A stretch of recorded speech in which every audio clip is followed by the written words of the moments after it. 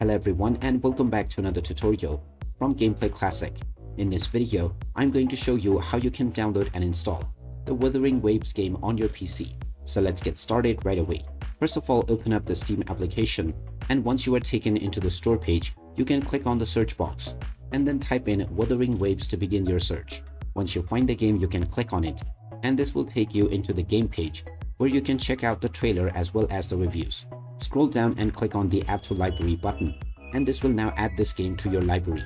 You can then click on the Play Game or the Play Now option to choose your install location for the installation of the game.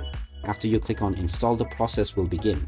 And once the download and installation of the game is done, you can start enjoying the Wuthering Waves game on your PC.